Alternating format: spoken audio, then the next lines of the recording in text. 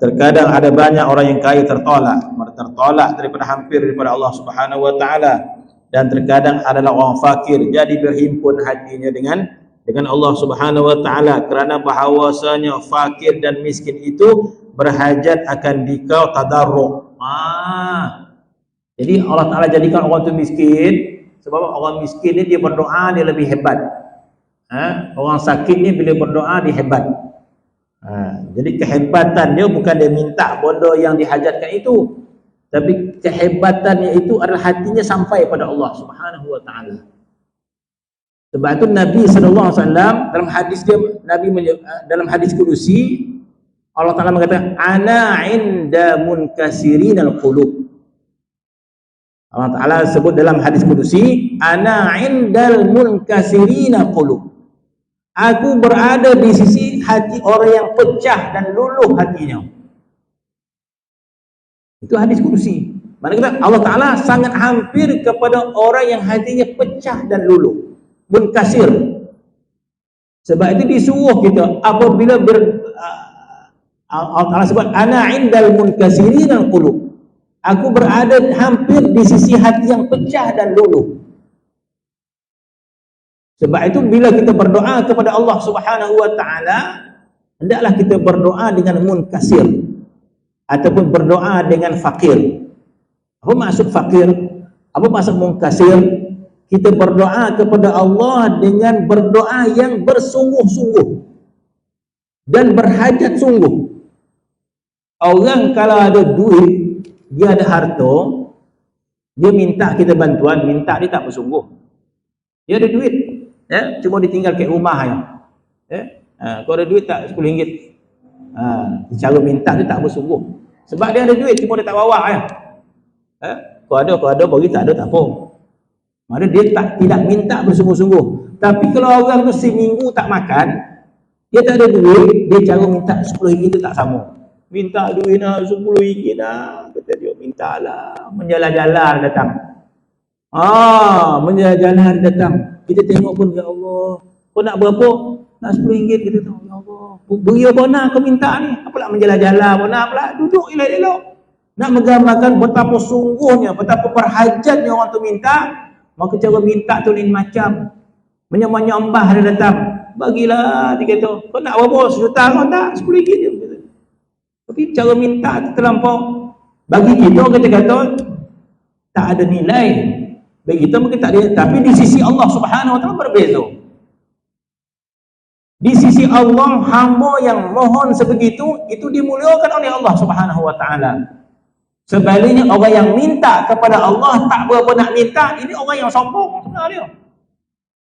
Orang yang sombong. Kita minta syurga macam kita minta duit RM10. Kita minta lindung daripada neraka macam kita minta lindung daripada nyamuk. Allah ma'ajirna minan-nar, Allah ma'ajirna, macam seolah kita minta lindung daripada nyamuk yang gigit dia. Masya Allah. Mana kita tak minta bersungguh kepada Allah Subhanahu wa taala. Kita minta hidayat macam kita minta duit RM10 dia.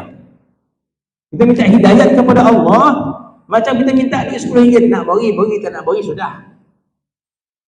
Ataupun kita minta hidayat kepada Allah dengan ragan yang bersangatan. Sekiranya kita tak bagi hidayat, Allah binasa kami, ya Allah. Macam orang datang minta makan, kalau kita tak bagi, mati dah dulu. Minta dua anak, sepinggan nasi, kata dia. Bagilah. Itu kotuk pintu rumah kita. Sepuluh orang minta nasi tu, kita nasi kita lebih-lebih ke dalam rumah tu. Tiba-tiba beliau diminta. Ya Allah, kita tengok orang kesian. Bersungguh-sungguh. Sebab apa? Sebab dia 3 hari tak makan nasi. Jadi cara dia minta, dia bersungguh-sungguh minta kepada Allah sebegitu. Kepada Allah, bila kita bersungguh minta, itu melambangkan kefakiran kita kepada Allah Subhanahu wa taala. Bila kita tak bersungguh minta, itu gambaran kita sombong kepada Allah Subhanahu wa taala. Jadi seolah-olah, ya Allah, minta syurga, ya Allah, nak bagi, kita nak bagi pokok di situlah. Ataupun kita bersungguh-sungguh minta kepada Allah Subhanahu wa taala, maka dia nama dia munkasir. Sebab tu orang fakir menjadi mulia. Orang fakir menjadi mulia.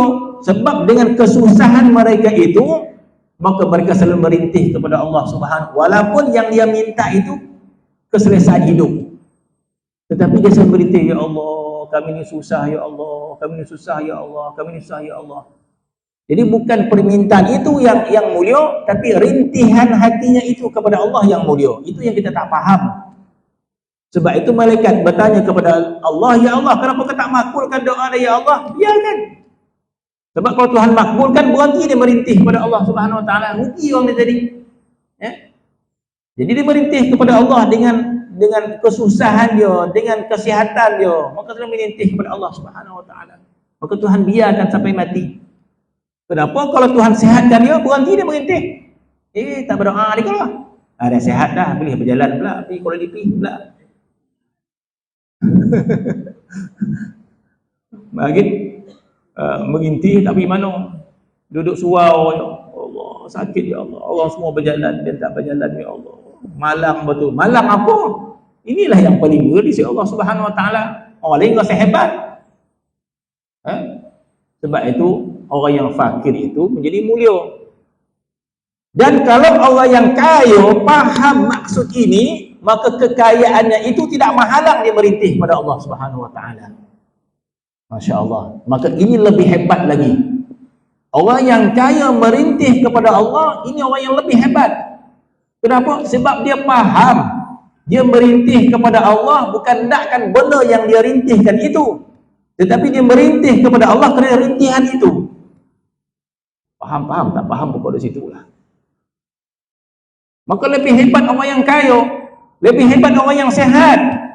Dalam keadaan sihat dia merintih kepada Allah Ta'ala. Kau nak minta apa ni? Tak minta apa. Sekadar untuk menyatakan rintihan pada Allah Subhanahu Wa Ta'ala. Jadi kalau kita sehat, nak rintih apa? Kita rintih tentang hati kita yang jauh daripada Allah Subhanahu Wa Ta'ala. Ya Allah, aku ingin tambahkan hidayat ya Allah. Ya Allah, aku ingin tambahkan makrifat ya Allah. Ya Allah, aku ingin hampir ke hadratmu ya Allah. Maka dia merintih. Rintihan itulah yang didengari oleh Allah Subhanahu Wa Ta'ala. Maka dalam hadis menyebut ana inda munkasirinal qulub. Aku akan berada pada hati orang yang merintih. Sebaliknya orang yang tidak merintih, dia adalah orang yang sombong. Jadi minta kepada Allah tu macam minta tak ada rintihan, seolah dia tu kaya, seolah dia tu hebat di hadapan Allah Subhanahu Wa Ta'ala sebab dia tak minta. Sebab orang kaya dia tak minta. Orang yang minta ni orang yang rasa diri dia sangat-sangat berhajat pada Allah Subhanahu Wa Ta'ala. Jadi kalau kita biarkan diri kita tidak berhajat kepada Allah, sama ada disebabkan kita sehat, kita biarkan diri kita tidak berhajat kepada Allah disebabkan kita harta banyak, maka kita akan jadi melampau, jadi tara jadi tagut. Allah Ta'ala sebut sifat kita akan jadi tagut. Orang beriman yang tagut. Ada orang yang kafir yang tagut macam Fir'aun. Ada orang yang beriman yang tagut juga. Masa bila orang beriman jadi tagut? Bila dia rasa dia kaya, tidak berhajat kepada Allah Subhanahu Wa Ta'ala, tak perlu nak rayu-rayu benar, tak perlu nak rintih-rintih benar, sebab dia dah ada semuanya. Maka Allah Ta'ala gelar orang ini tagut. Innal insana la yatgha ar-ra'ahu istaghna. Innal insana la yatgha, manusia itu menjadi tawar, melampau-lampau. Ar-ra'ahu istaghna, dia rasa diri dia kaya.